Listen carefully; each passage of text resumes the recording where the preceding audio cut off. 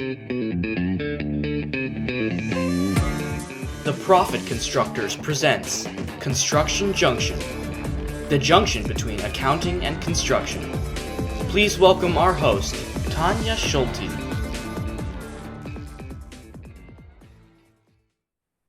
Hello, and welcome back to this newest edition of the Construction Junction podcast. As you hear in our intro, we're talking about all things construction, maybe where construction and accounting meet.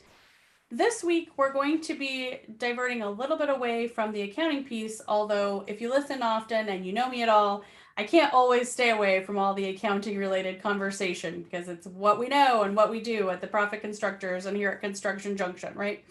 But today, I wanted to introduce someone who's a friend of mine.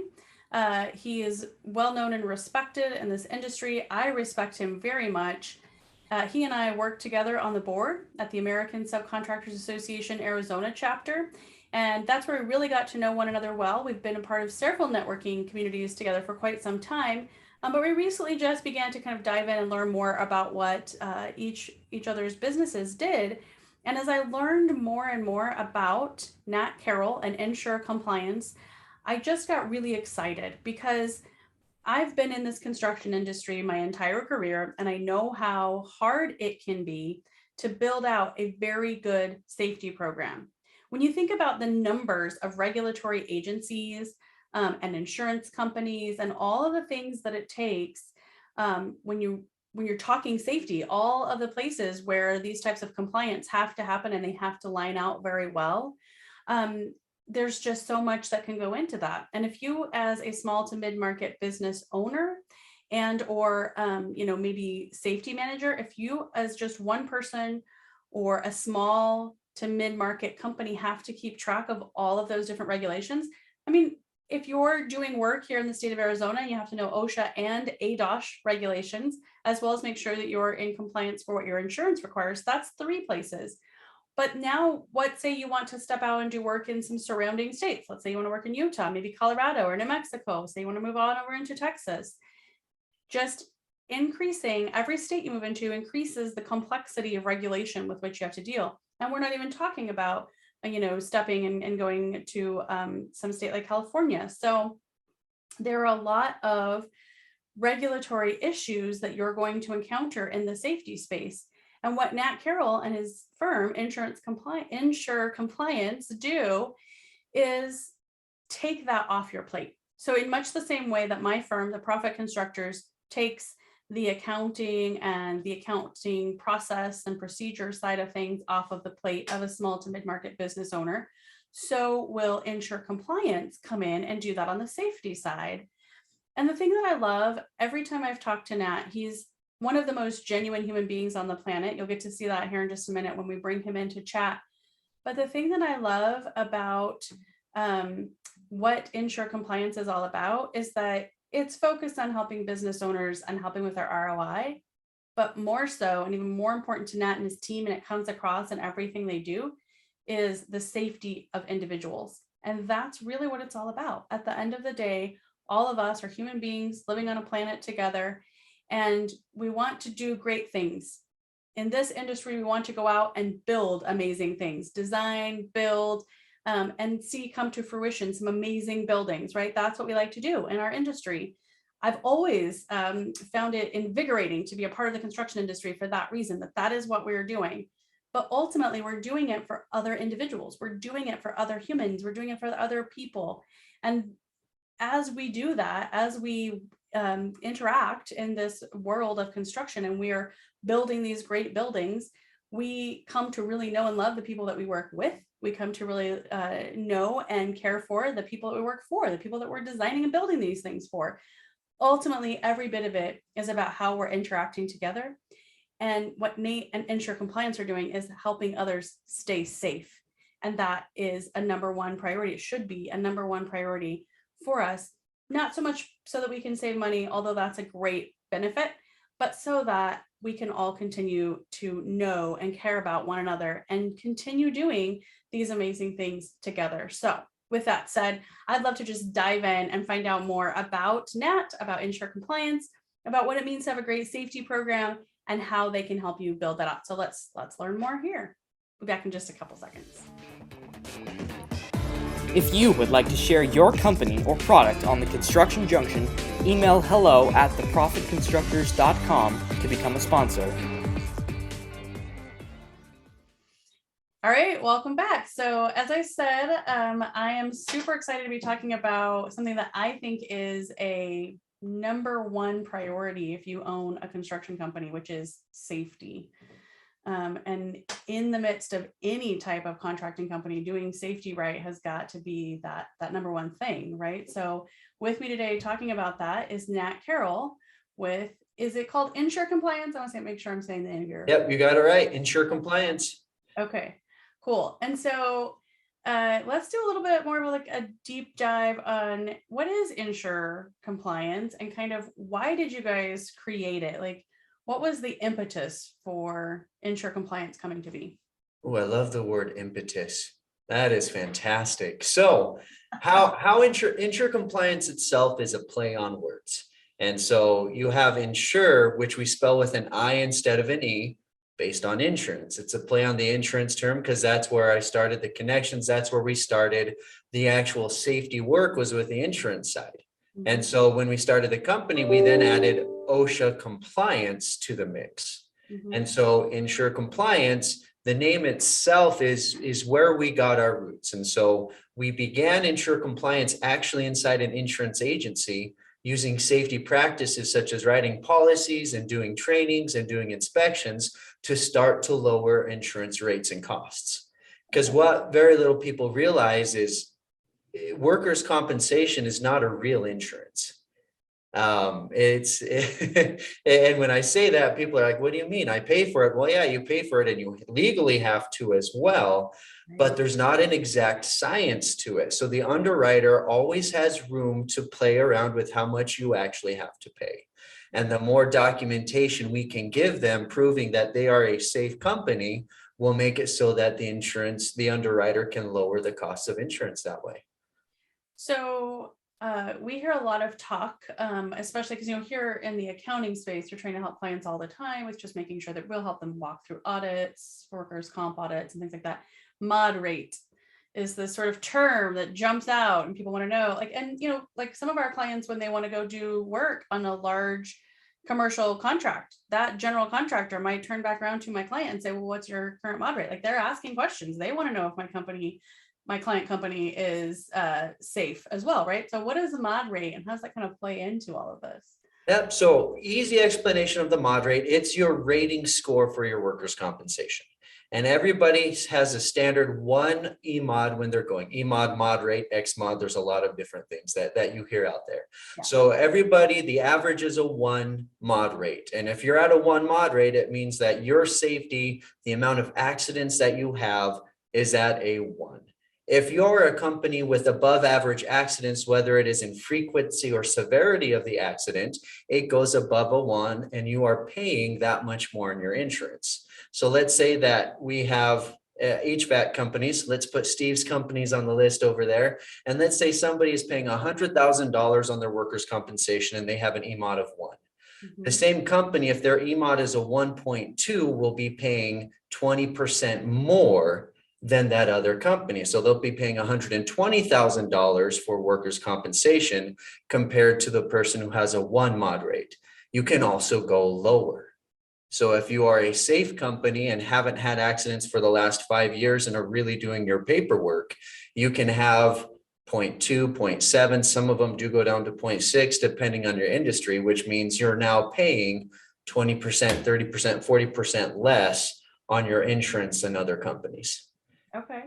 So mod rate's going to affect it. Also, like classification of workers is going to affect the cost too. Right. Yep. Now you can there are a couple of states that don't allow you to look at the mod rate for safety because you can manipulate a mod rate based on classifications. Gotcha. So how would don't tell people how to manipulate. Get into all of that. But what does that mean? So if an insurance company is trying to understand how safe a company really is, I mean, you said a little bit ago, that's something that an insurance company is going to do a little bit of a deeper dive into than a lot of other areas, because this is an area where there's a lot of high risk. Correct. So how is the insurance company going to take a look at all of your safety issues, and how are they going to assess all of that? Yep. So that begins with the mod rate, and that's where they say you've had X amount of accidents, you've had this many employees, this many man hours. This is why your EMOD is this score. And then they'll take a look. They usually send out their safety or risk management person to do an assessment and to do an audit. And they'll ask a lot of questions. They'll want to see all the paperwork and everything else. And they're very impartial. Their job is to see what the underwriter can't see. And then they'll also try to go to job sites. So for example, one of the recent audits I was doing with a company, the underwriter, the risk manager actually called me and said, look, I'm not supposed to be telling you this, but you guys are so close to getting the lowest discounts possible because of all the paperwork that you and your client have showed me. You've done trainings regularly, your policies are up to date and they're looking sharp. I need one more thing from you. Have you guys ever done this in the past, or do you have any record of it? And we were able to provide that documentation legally. We didn't go and backdate anything or hide anything, but we were able to show that one part to really get it down to the next tier based off of that inspection from the risk manager. And then the other part is, if you are proactive in working with your underwriter, that's how you get more discounts. When we first started, we created somebody's program and put it in place. And then we went and met with the underwriter and were able to get them a $10,000 discount just by showing them, hey, here's all the safety we're doing. What else can you give us? Yeah. I think we started off here talking about, the accounting implications of it. And, I'm generally likely to go there, right? Because that makes sense. That's where you come from. But I think too, it's important to think about it as like, these are all great things, and cash is key in any company, but any company who doesn't have employees who are alive is not going to do well either. So I think, even more key than cash, even more key than understanding, well, what is it going to save the company? And that's very important, obviously. But, speak to how important it is for keeping people actually safe. Yeah, keeping people safe is why we do what we do. And so one company specifically, we started working with them 4 years ago. And the first year we were working with them, they had 36 accidents, recordable accidents in 1 year. The next year. Hold on, before you go on, I want to make sure, Go because ahead. the word recordable. Yeah, you caught that. You caught the recordable there. So what does that mean? Why would an accident not be recordable? Yep. So a recordable accident is anything that you have to put on your OSHA log. And this is a very, very simplistic way to state it, because there's a lot more than this. But anytime a doctor or a medical professional prescribes something, it is an OSHA recordable at that time. Again, that is very simplistic. There's a lot more to it than that, but that's what makes a recordable accident. So 36 recordable accidents is a lot. That is a lot. They had way too many accidents within the next year. And that was an average. It was 36 for an average of several years. It went from 36 recordable down to 18. Nice. And then this last year, we got them under 10. Nice. And so it really is about protecting people and making sure that they don't have accidents. And the morale has improved greatly. It's no longer everybody's getting hurt. It's everybody's working on being safe, and they'll talk about safety now. And so just pushing that culture increases the morale with companies, and so that the employees feel protected and valued. I love a word that you just used, because it was actually had jumped into my mind and I was going to go there, and I like it. Culture. It's about creating a culture around safety, and about every person that's on that crew thinking not only of their own safety, which is important, but of everyone else's safety as well. Right. Yep. That's exactly what it is. We're on the same wavelength here. No, I think that's so important. Like, we talk a lot in building our own firm here at the Profit Constructors. And when we step in and we're helping our clients create processes and procedures, culture is a big piece of that, right? Like, what is your company culture? And I feel like as a construction related business, any business at all, but especially in this industry where there are so many horrible accidents that could happen, right? Like, it's so important to have a company culture that is, if not completely centered around safety, has safety very much near its core, because it's just too important to neglect. Yeah, no, I love how you're saying that, because it's when you have that culture, and that culture is reflected not just on the safety side, it reflects throughout the entire company. Yeah. But then you start to go above and beyond and protect the well-being for the employees. So there's 3 to 4 workplace fatalities a day on average in the United States. There's 10 to 12 suicides in the construction industry a day on average in the United States. And so as companies build that culture, it no longer is just, hey, go get the job done, get safe, go home safely. It now helps them take it to the next level of, we really want you protected. Here's some mental health as well, so that you can go home safe and stay safe there too. I love all of this. And Nat, you and I have had conversations about this before. And I love the way that you guys approach it, because, having spent most of my career and some of my childhood in this industry, I know that a lot of places I worked in the past, I'm not going to say industry-wide, but a lot of places I worked in the past, there was sort of this mentality amongst everyone, management down, that safety was something you did just to keep the OSHA guys happy. And it was never about keeping people really, truly safe. And I think I love this idea of like turning that completely on its head and putting it as part of the company culture, where it's not about just keeping the OSHA guys happy. That's whatever. That's a good, almost like side effect of what we're doing. Yep. The idea is we want everybody to be safe, and we really care about the people in our company. So great. By doing that, we keep the OSHA guys happy. I love that, like turning it on its head. It's wonderful. One of my first mentors in safety, he was the vice president of safety for Saudi Arabia Aramco. Mhm. So he was in charge of hundreds of thousands of staff, employees, subcontractors. And he actually lives here in Phoenix. And his favorite saying is, I don't care about OSHA. If you have a safe culture, you're going to meet OSHA's requirements. I don't care about OSHA. And he'll tell that to them, to their face, and say, I don't care about OSHA. My job is to protect people and make sure they're safe. Right. And that, yes, we do. We know compliance and we make sure companies are compliant. But in the end, it is, are your employees safe? Because there can be a difference. Right. If you make that part of your company culture and you make it sort of a priority within your company, speaking from your experience, what's kind of like the number one benefit that companies see when that happens within their company? It really depends on the company and who you're talking to, because lots of people, it is, you're saving money. Mm-hmm. So now you're not having accidents. So there's a huge ROI initially. You're not paying the $1,000 to send your guys to Concentra, and it's not impacting your EMOD anymore. Your insurance rates are lowering, you're saving money and everything else. But there are lots of other people we talk with where they have a peace of mind.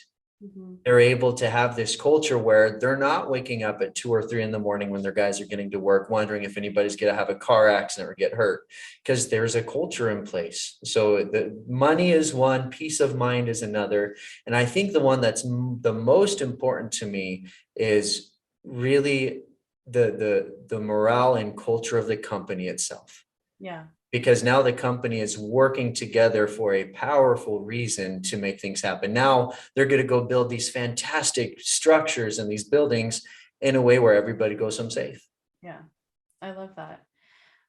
You said something earlier that, a lot of business owners like the idea that, yes, they're going to have some dollar savings. Do any of your clients ever build out an incentive program where some of those dollars actually go back to these safe workers?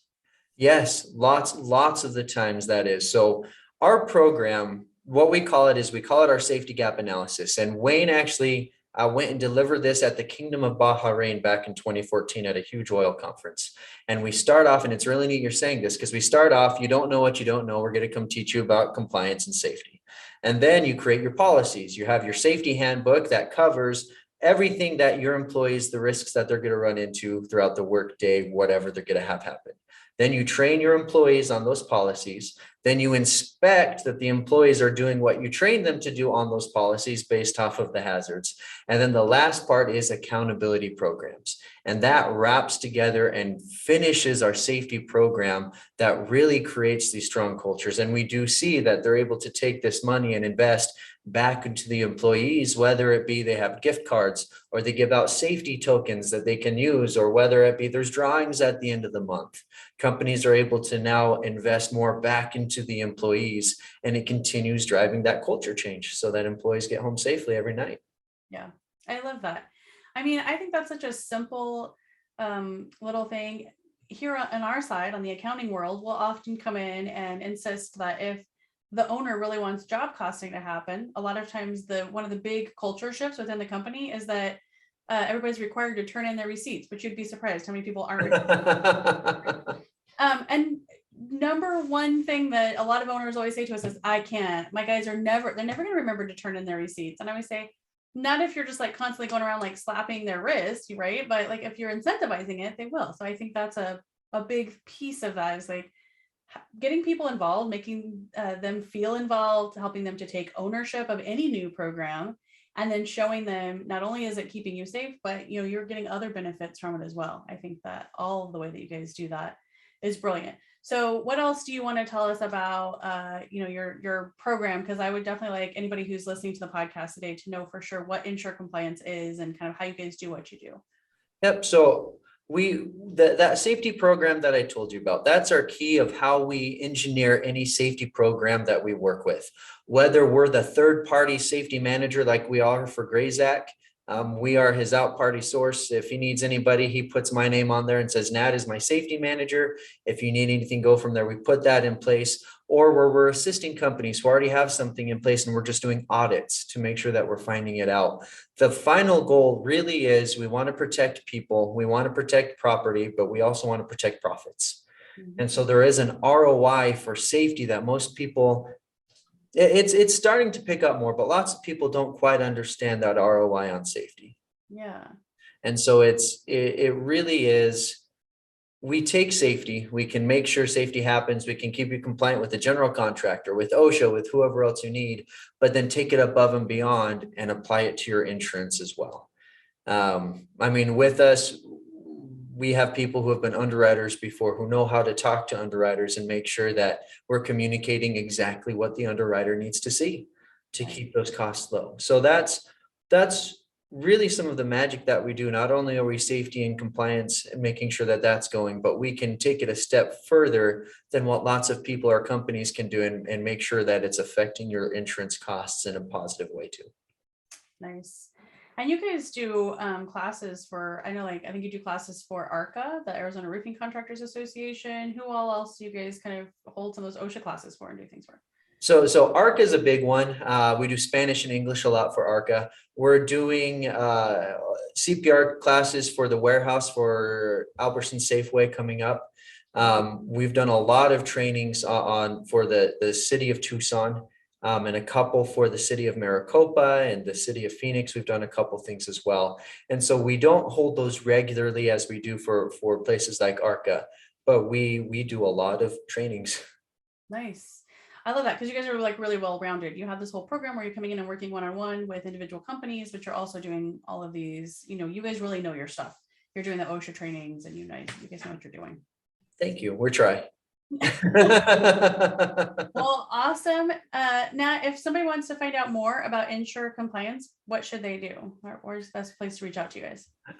So best place, go to the website, www.insurecompliance.net, or give me a call. I do have a cell phone that is always going, and that's how I like to stay. Busy is a good way for me to be.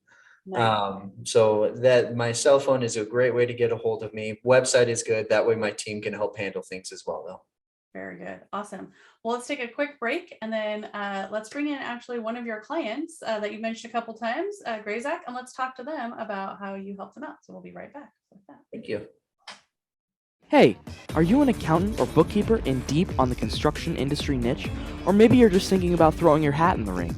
We here at Construction Junction also host a roundtable over at Roundtable Labs, just for construction types like you.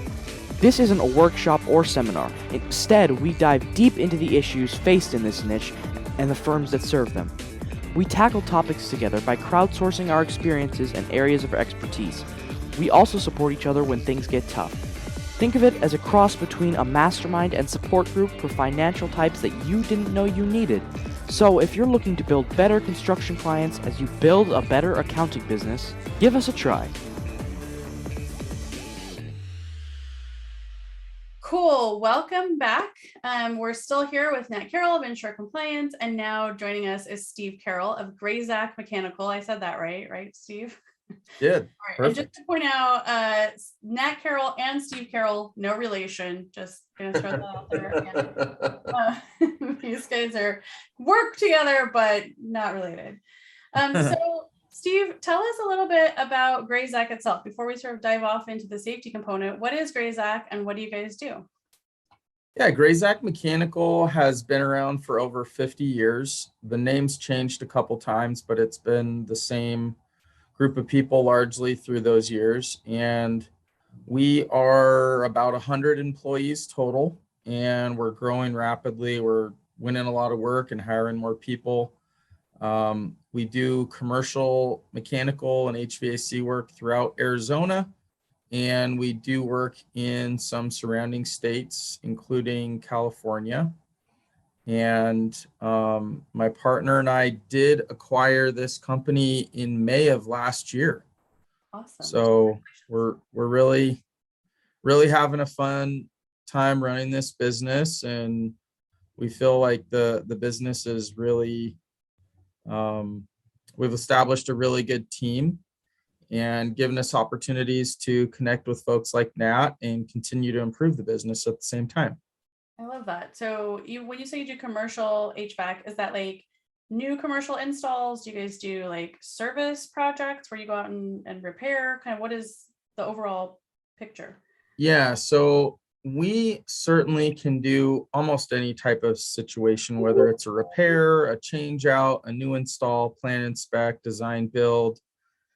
Nice. Almost anything under the sun within a commercial environment. We do a lot of plan, inspect, building right now. And just with the nature of the construction environment right now, there's so much building and so much plan, inspect work. Yeah. We're just, that's kind of our forte, but we do have a wide spectrum of delivery methods and services in that construction industry. Awesome. So tell us a little bit about like how long you've been working with Nat and Insure Compliance. Yeah, so this is actually a relatively new relationship for us. About 3 months ago, we decided to formalize a relationship together, and really it was in the works in my mind for quite some time. In my previous life in the general contracting space, there's a huge focus on safety. Mm-hmm. One of the general contractors I worked for, every morning, everyone had to go out before you started the day and do calisthenics. You know, you've got all your PPE, and there's been a focus throughout my career in that space. And even before that, I was in the road construction industry for a number of years. Again, you have really heavy equipment.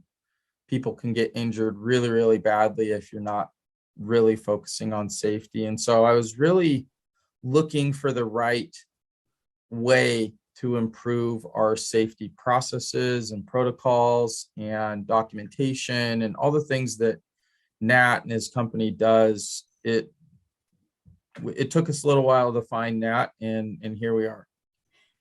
So when you first learned about Insure Compliance, was there anything that sort of made you hesitant about working with them? My last name.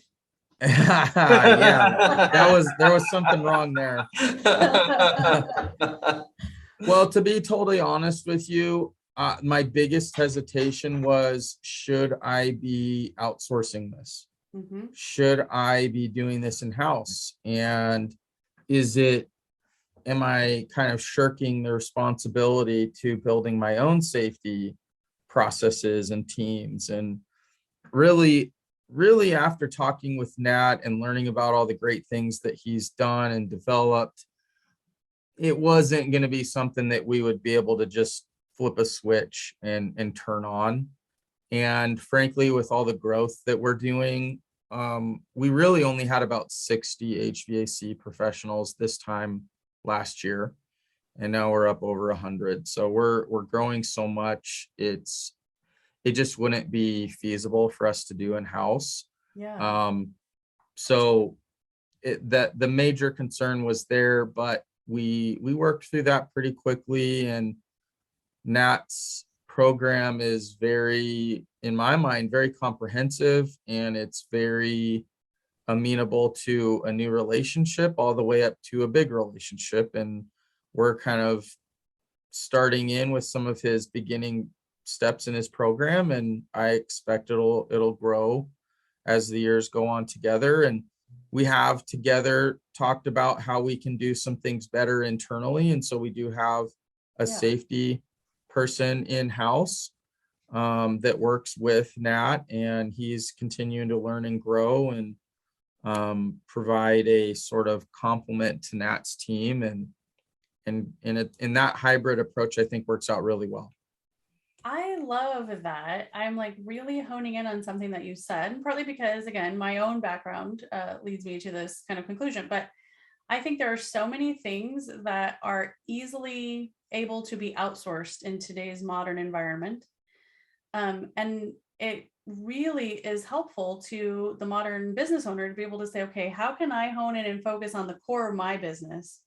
And then whether it's marketing, accounting, safety, like all of these different things that maybe there's someone else who already has all the processes and protocols in place. And if your business doesn't, what a great thing to be able to just reach out and grab that piece and just plug it in to the core of your business and then just keep moving the ball forward. So I love that you said that was your point of hesitation, because I think for many other areas in business today, that can be a huge point of hesitation. But when you step back and, like Nate said earlier, you think about the ROI of everything.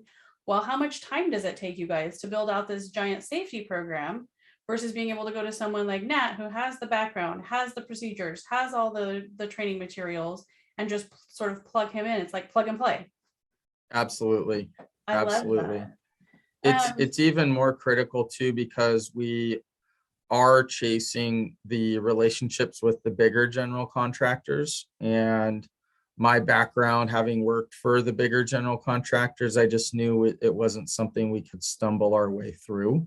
Mm-hmm. So having Nat's team and their expertise just levels us up that much faster. Yeah, that's brilliant. I love that approach. Okay, so since you guys started working together, if you had to pick like number one thing that was sort of like something that helped up your game because you're working with this outsourced safety compliance program, what would that be?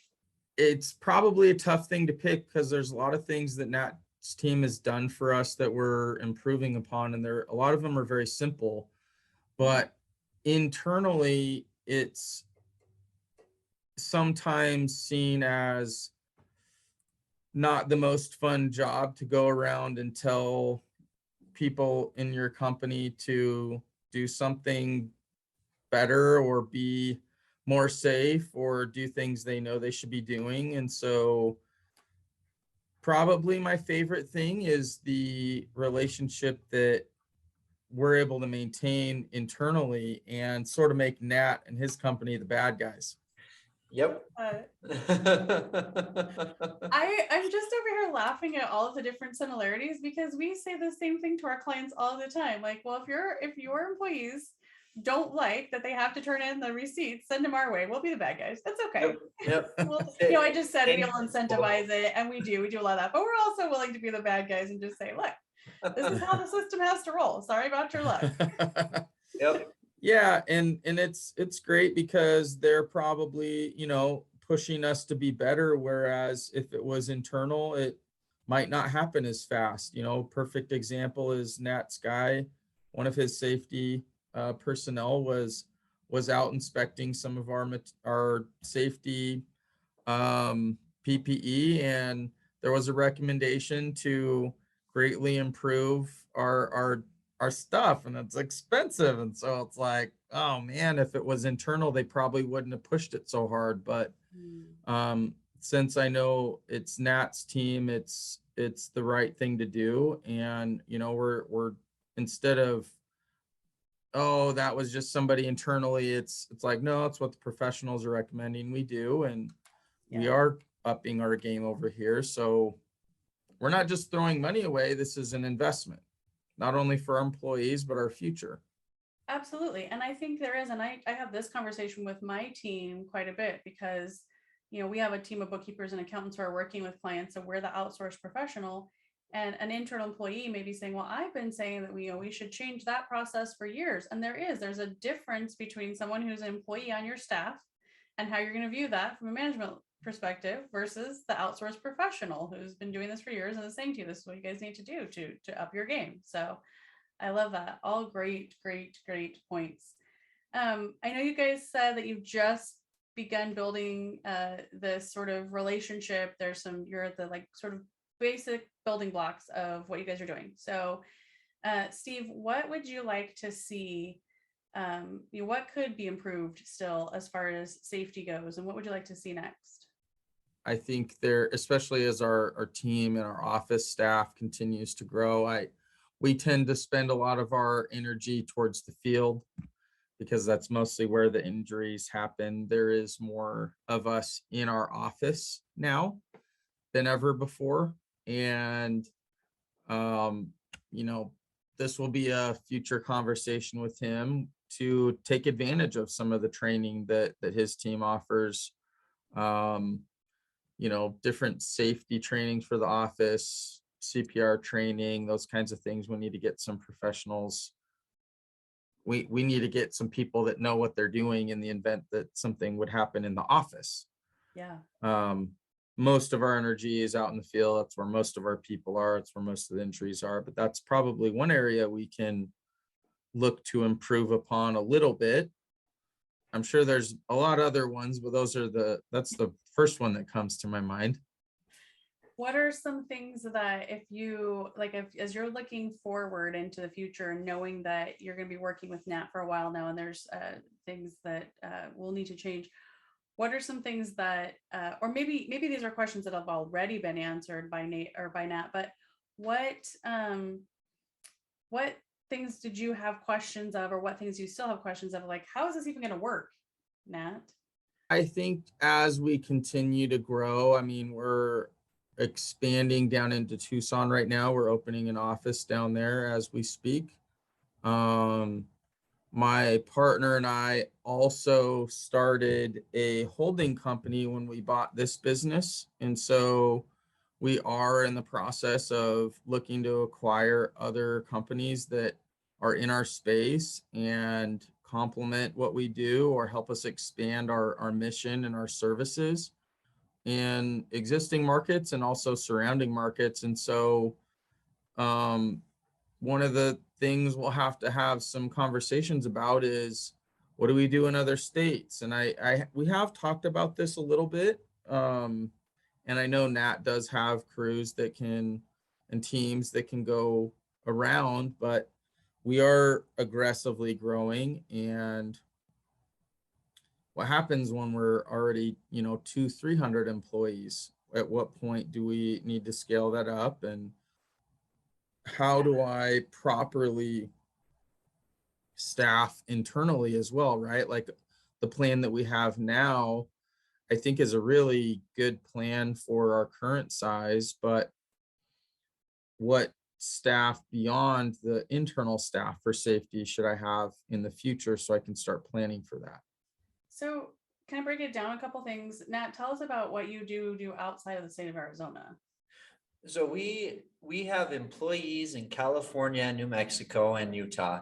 And then we have other companies that we've partnered with up in Washington and Oregon and North Carolina, New Jersey, Florida, Texas, and Colorado. And if we don't have any companies that we already have a relationship with there, we either form one or we travel. And so if we need to go out of state, we make sure it happens. And do you guys, I'm thinking like specifically here in Arizona, we have ADOSH, right? Which is like the state Arizona version of OSHA, to simplify that. What about other states? Are you guys up to speed with compliance in other states as well? We are. The worst that we've run into is Cal OSHA. No, Washington. not California. No, that's a joke. Washington likes to compete with California and say they're the worst, Yeah. but it definitely is California so far. And when I say the worst, they have the most strict rules and guidelines that you have to know and be up to date with. And so we try, that's why we like to find, if the rules are so different from what we're doing now, that's why we like to partner with already existing companies. And we do form a relationship so that they know the local rules and guidelines if we don't know those. Mm-hmm. And then I really liked Steve's second part of that question as well, which is, he gave us some insight. You are working with their internal safety person now. How do you help companies build out internal safety personnel and programs? Yeah, so just like what we're doing with GRAZK, we found a lot of success where we will continue to be the safety director and managers, because we see not just your company, but we see it all, so we can keep you up to date. But we do hire and train safety on the ground safety professionals. So one specific client that we work with, they have 5 internal safety staff, and they report to us, and we work with them, and we visit them on a regular basis to make sure that they're fulfilling their job descriptions, but also that safety is progressing in those areas. And so it can really vary depending on how it is, on the needs of the company and the culture that they're creating. Yeah, I love that. It's funny how I keep thinking of parallels, and Nat, you and I've talked about this before, but it's funny how with our firm as well, one of the things that we often tell our clients is, we find it to be successful when you outgrow the need for us to be your only, we do the same thing you do. We continue to be there overseeing what's happening in the accounting department, making sure that things are being posted to the right place and that everything's happening the way it's supposed to be. But you're going to outgrow just us doing all of the work at some point. And that for us is what success looks like. Yep, I agree. Yeah, I love that. So Steve, is there something that you learned today about Insure Compliance that you didn't already know? I honestly didn't know that Insure Compliance was in all those states. That's actually pretty amazing. I think we had talked about California at the time of our agreement, because we do have some work going on out there, but I didn't know about the other states, and that's awesome to hear. I did not know Nat's safety mentor was from Saudi Aramco. I think they're the world's biggest company, no? Yep. Maybe bigger than Walmart? They are maybe bigger than Walmart. They are the world's largest company, privately held, so we don't know the exact numbers. But so when it comes to safety, they've been around a while. They've gotten large. They have to know something. Yes. Right. Yeah, no, that's awesome. Well, thank you guys both for being here. I really appreciate you guys being able to take time out of your day and to kind of share some of your journey. I feel like ever since Nat and I first met and kind of sat down and talked about what Insure Compliance does, I feel like it's probably one of the biggest things that I want to refer and push him to our client companies and other client companies in this industry, because to me, like I said earlier, I feel like this is a huge need, and it's not just about the ROI, which I think is very important. I think it's mostly about people and about making sure that at the end of the day, the companies that you guys are part of and working with, that the people within them feel like that company cares, feel like they're protected, feel like they're safe. I just love what you guys do, Nat. And so I was happy in wanting to showcase it here. So thank you, Tonya. Yeah. I like working with you as well. Thanks, Steve. So awesome. Well, thank you guys both for joining us. And this has been a pleasure. Appreciate you both. Thank you so much. Thank you as well. Thank you for tuning in to Construction Junction. To find out more about the junction between accounting and construction, please email hello@theprofitconstructors.com.